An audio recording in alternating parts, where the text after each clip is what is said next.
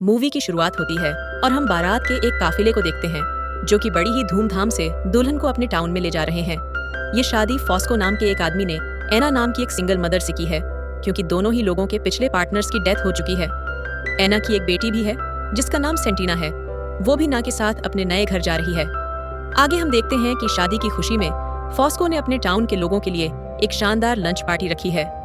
Party में दूसरी औरतें एना को लेकर तरह तरह की बातें बना रही हैं कि उसकी एक बेटी होने के बावजूद वो कितनी खूबसूरत है और क्या बेड में भी वो उतनी ही अच्छी होगी, वगैरह वगैरह।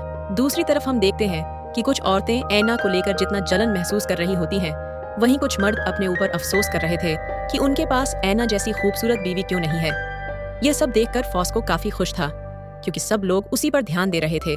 इसके बाद फैमिली फोटो के लिए फॉस्को अपने बेटे लिवियो को बुलाता है, जिसे देखकर समझ आ रहा था कि वह इस शादी से खुश नहीं है।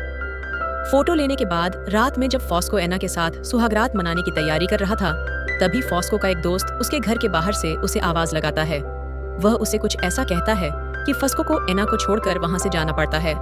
कुछ देर बाद हमें पता चलता है कि फॉस्को असल में कुछ दोस्तों के साथ एक गैर कानूनी काम करता है, जिसमें वे सब मिलकर इटली के पुराने जमाने की कब्रों को खोदते हैं।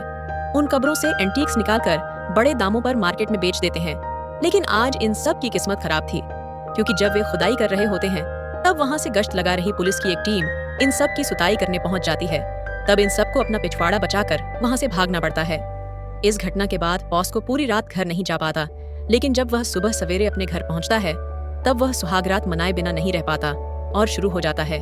यहाँ फॉस्को की इस हरकत से हमें एक बात पता चलती है कि एना जितनी शांत और सिंपल औरत है, फॉस्को उतना ही जाहिल किस्म का आदमी है जिसे दूसरों के इमोशंस की कोई परवाह नहीं है। फिर अगले दिन हम लिवियो को देखते हैं, जो कि बीच के किनारे अपने दोस्तों के साथ नहाने जाता है। जब वह नहा रहा होता है तब पीछे से स्टेला नाम की एक लड़की लिवियो की स्कूटी में एक लव लेटर फंसाकर चली जाती है। स्टेला लिवियो को बहुत पसंद करती है, मगर एक पागल लड़की होने के कारण लिवियो उससे कोई रिश्ता नहीं रखना चाहता, इसलिए वो लव लेटर को फाड़कर फेंक देता है।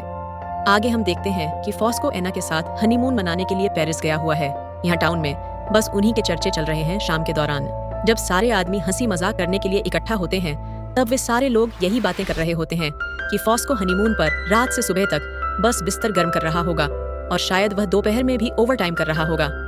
कुछ दूर पर मौजूद लिवियो भी ये सब बातें सुन रहा होता है। उसे लगता है कि अब उसका परिवार टाउन में बस एक मजाक बनकर रह गया है।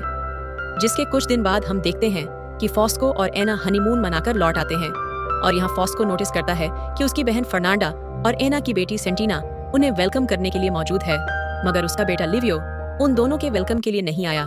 जिसके कुछ दिन बाद फॉस्को लिवियो को अपने पास बुलाता है और बॉक्सेस को ट्रक में लोड करने के लिए कहता है। काम पूरा होते ही वो तुरंत लिवियो को बॉक्सेस को दोबारा लोड करने के लिए कहता है। ये सुनकर लिवियो गुस्से में इसकी वजह पूछता है, तो फॉस्को कहता है कि तुम्हें बड़े बॉक्सेस को पहले रखना था। ये सुन के लिवियो कहता है कि तुम ये बात मुझे पहले भी बता सकते थे। फॉस्को कहता है कि मैं तुम्हें अब बता रहा हूँ और फटाफट काम पे लग जाओ। फॉस्को उनके सभी पड़ोसियों के सामने लिवियो की बेइज्जत करता है, जहाँ एना भी मौजूद थी, जिससे लिवियो को शर्मिंदगी महसूस होती है। जिसके बाद रात में जब एना और फॉस्को उनके रूम में थे, तो एना फॉस्को से कहती है कि तुम्हें लिवियो को इतना नहीं डांटना चाहिए, क्योंकि वह अब बड़ा हो चुका है और तुम्हारी बातों को वह दिल पर ले लेता है। फॉस्को कहता है कि ऐसा नहीं है, उसे मेरी डांट की आदत है और वह जल्दी ही सब भूल जाएगा। इसके बाद फॉस्को उसके साथ इंटीमेट होने लगता है, क्योंकि कल वह कुछ दिनों के लिए दूसरे शहर में उन बक्सों की डिलीवरी करने जाने वाला है, जहां अगली सुबह वह चला जाता है। और दूसरे सीन में हम देखते हैं कि लिवियो अपनी छोटी बहन को एक कहानी सुना रहा था, और तभी एना वहां आ जाती है और सेंटीना को उसके कमरे में जाने को कहती है, लेकिन वह मना कर देती है और कहती है कि उसे लिवियो के साथ ही सोना है। ये देखकर एना खुश हो जाती है कि अब उन दोनों के बीच सौतेले जैसा कुछ नहीं रहा है और उनकी बॉन्डिंग काफी अच्छी हो गई है। जिसके कुछ दिन बाद फॉस्को वापस आता है और फिर रात में एना और सेंटीना के साथ एक पार्टी में जाता है, जहां एक औरत गाना गा रही थी। यहाँ फॉस्को का ध्यान तो उस गाने में था, लेकिन वहां आए सभी लड़के के रसीले संतों को देखकर काफी खुश हो रहे थे। जब तक फॉस्को को इस बात का पता लगता है, तब तक सभी लड़कों ने अपनी आंखों से अपनी तमन्ना पूरी कर ली होती है। इसके बाद अगले दिन जब एक पेड़ के नीचे बैठकर लिवियो और एना प्यार और रोमांस की बातें कर रहे थे, तभी फॉस्को वहां आ जाता है और अपनी जाहिल बातें शुरू कर देता है, जिससे उन दोनों का माहौल खराब हो जाता है। जहां प्यार के नाम पर फॉस्को को सिर्फ बेडरूम याद आता है। ये सब सुन के एना और लिवियो वहां से चले जाते हैं। इसके बाद रात में फॉस्को और उसके साथियों को एक कब्र में से एक रेयर एंटीक टुकड़ा मिलता है, जिसमें काफी हीरे जड़े हुए थे और फॉस्को के हिसाब से इसकी कीमत मार्केट में लाखों की है। जहां यह बात वह एना को बताता है और एना इस बारे में फॉस्को की बहन को बताती है और धीरे धीरे यह बात पूरे गांव को पता चल जाती है। जिसके बाद फॉस्को गुस्से में एना से पूछता है, इतनी खास बात लीक कैसे हुई? तब लिवियो एना को बचाते हुए फॉस्को से कहता है, इसमें बड़ी बात क्या है? टाउन के सभी लोगों को पहले से ही पता है कि आप कब्र खोदने वाला काम करते हो। और तब इस बात पर दोनों के बीच कहां सुनी हो जाती है। लिवियो खाने के टेबल को छोड़कर वहां से चला जाता है। फिर यहाँ सीन कट होता है और रात में हम देखते हैं कि एना प्यार से फॉस्को के पास एक बियर की बोतल लेकर जाती है। उसे कहती है, इस बार लिवियो को अपने साथ डिलीवरी पर ले जाओ और एक बाप बनकर प्यार से उसे दुनियादारी सिखाओ। अब यहाँ फॉस्को एना की बात से एग्री तो करता है, मगर इस बार वह बेहद ही एंटीक चीज को स्मगल करने वाला है और इसमें पकड़े जाने का काफी खतरा है। इसलिए वह लिवियो को साथ ले जाने का खतरा मोल नहीं ले सकता। फिर अगली सुबह हम देखते हैं कि लिवियो अपने मस्तीखोर दोस्तों के साथ बीच पर नहा रहा होता है और स्टेला चुपके से उन्हें देख रही होती है। मगर तभी एक लड़के की नजर स्टेला पर पड़ जाती है और तभी वे सब अपने अपने हथियार स्टेला को दिखाने लगते हैं, लेकिन स्टेला वहां से भाग जाती है। इसके बाद हम देखते हैं कि इस बार फॉस्को की गैर मौजूदगी में एना और लिवियो के बीच काफी अच्छी बातचीत होने लगती है और वो दोनों एक फ्रेंड की तरह एक दूसरे के साथ ज्यादा टाइम स्पेंड करने लगते हैं। मगर तभी कुछ दिनों बाद खबर आती है कि एंटीक स्मगलिंग के दौरान पुलिस ने फस्को को गिरफ्तार कर लिया है। इस खबर को सुनकर एना तुरंत लिवियो के साथ फस्को से मिलने के लिए जाती है। हालांकि हालात की गंभीरता के बावजूद फॉस्को शांत और कॉन्फिडेंट रहता है। वो उन्हें चिंता न करने को कहता है और भरोसा दिलाता है कि वह सब संभाल लेगा। लेकिन एना खुद कुछ करने की ठान लेती है और उसे छुड़ाने के लिए बड़े बड़े पॉलिटिशियन से कनेक्शंस ढूंढने की कोशिश भी करती है, मगर कुछ हासिल नहीं होता। इतना कुछ करने के बाद भी फस्को का एटीट्यूड जाहिल जैसा ही रहता है और वह बेमतलब का कई बार एना पर भी गुस्सा हो जाता है। इसलिए एना का दिल टूट जाता है। इसके बाद हम देखते हैं कि एक दिन लिवियो किचन के सिंक के पास खड़ा होकर अपनी आंख धो रहा होता है और तभी एना वहां आती है और पूछती है, क्या हुआ? आंख को लिवियो बताता है कि उसकी आंख में कुछ चला गया है। तब एना लिवियो के पास जाकर उसकी आंख से कचरा निकालने लगती है। इस आंख की सफाई के दौरान एना लिवियो के इतना करीब आ जाती है कि लिवियो के मन में लड्डू फूटने लगते हैं और वह एना को किस कर लेता है।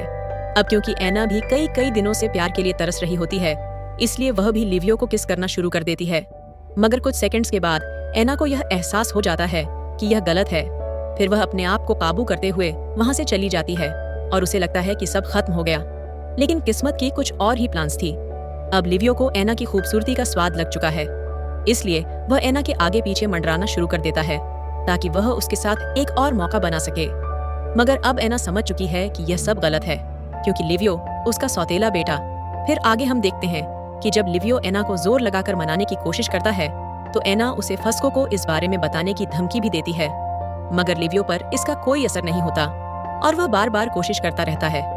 अब कुछ दिन तक कोशिश करने के बाद लिवियो देखता है कि एना को पाने के उसके सारे दांव पेच फेल हो रहे हैं। तब एना लिवियो को इस बारे में समझाने की कोशिश करती है, मगर लिवियो नहीं सुनता और बेकार की बातें करने लगता है, जिससे एना को गुस्सा आता है और वो लिवियो को एक जोर का तमाचा जड़ देती है।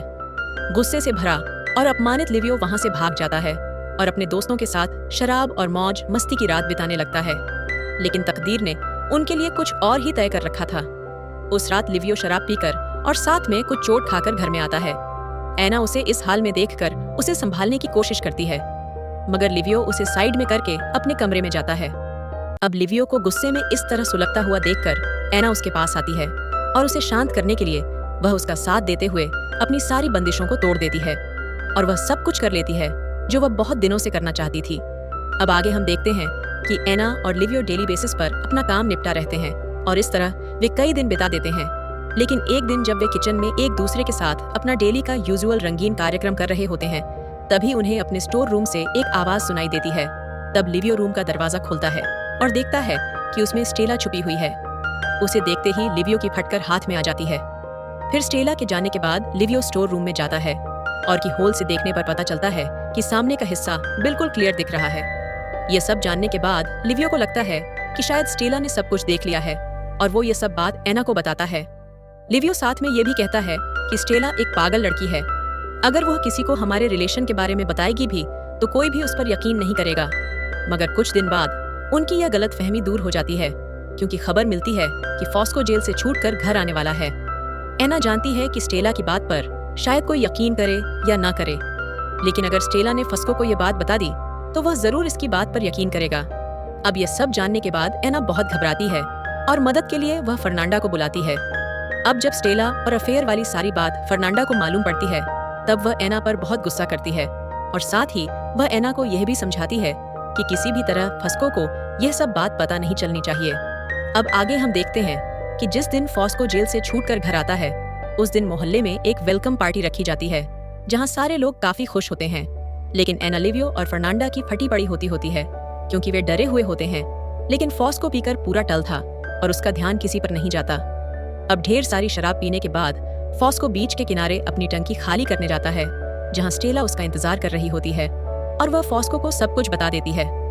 फिर यहाँ सीन कट होता है और आगे हम देखते हैं कि फॉस्को, लिवियो और एना घर पर होते हैं और फॉस्को बहुत नॉर्मल होकर बात कर रहा होता है। फिर फस्को एना को ठंडा पानी लाने के लिए नीचे भेज देता है ताकि वह लिवियो से अकेले में बात कर सके कि फॉस्को बताता है कि उसे सब कुछ मालूम पड़ चुका है, मगर वह इस छोटी सी जिंदगी को अपने बेटे को कोसते हुए बिताना नहीं चाहता। इसीलिए वह फॉरगेट और फॉरगिव वाली रूल को अपनाकर चलता है और आगे भी चलता रहेगा। इस बात से लिवियो समझ जाता है कि उसे एना और अपने रिश्ते को ताला लगाकर दरिया में फेंकना होगा और ऐसा प्रिटेंड करना होगा कि यह सब कभी हुआ ही नहीं था। इससे परिवार की इमेज और परिवार दोनों बचेंगे। अब ऐसे ही कुछ साल बीत जाते हैं और आगे हम देखते हैं कि लिवियो की शादी एंटोनेला ना की एक खूबसूरत लड़की से हो रही है, मगर यहाँ लिवियो, फॉस्को और एना की नजर एक दूसरे से बार बार टकरा रही है, जिससे यह पता चलता है कि यह परिवार आज भी अपने पास्ट को भूल नहीं पाया है। फिर सब मिलकर एक फैमिली फोटो लेते हैं और इसी के साथ ये मूवी यहीं पर खत्म हो जाती है।